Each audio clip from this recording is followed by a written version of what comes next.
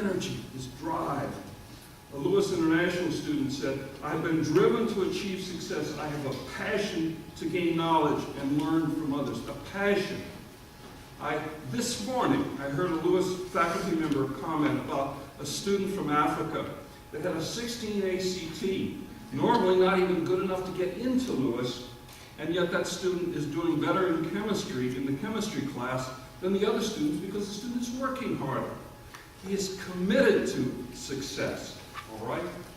Now, when we look at, and you will see this in a variety of the presentations later on, the culture has been enriched by. Our culture is not a single culture. It's a combination. It's a hybrid. And if you study any kind of genetics, you will know that hybrids are always healthier, more vibrant, and more adaptable than the species that have been inbred, all right?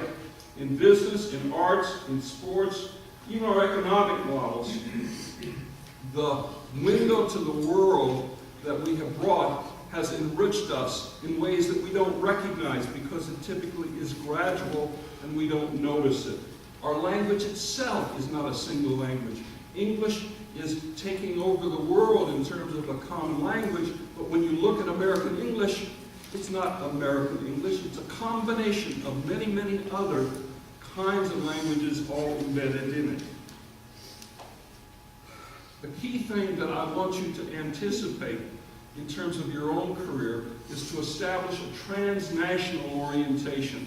The United States has strengths that are second to none in terms of its value system and its energy, but we must recognize that we can no longer lie behind our oceans and just hope that everything will work out. We have to become globally competent, and the problem is we need to establish the systems that encourage that. Now, the needs are many. One of the things is acceptance of change. Change is healthy. It needs to be managed, but one of the things you must recognize is that it's an investment in tomorrow. The costs that we pay to allow change and to try new and different things are investments, and some will work out better than others. The point is we have to keep trying.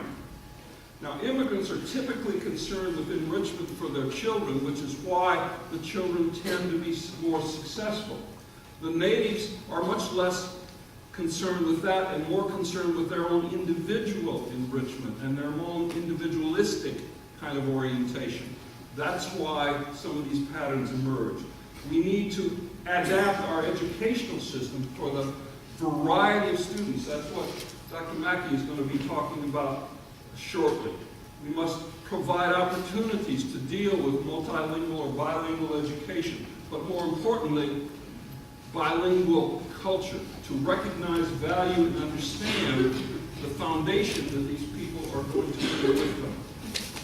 Particularly, we must recognize the problems of children of immigrants because they suffer from discrimination, from prejudice, and from confusion about their own identity as they try to prosper in a new country.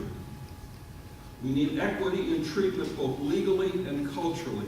It's clear that immigrants are treated unfairly in many cases in terms of the legal system. They're singled out for treatment that prevents them from having opportunities. You see it in the efforts to establish legislation. We must accept the fact that the country continues to grow and change. People don't want change, and so they resist change. But change will happen one way or the other.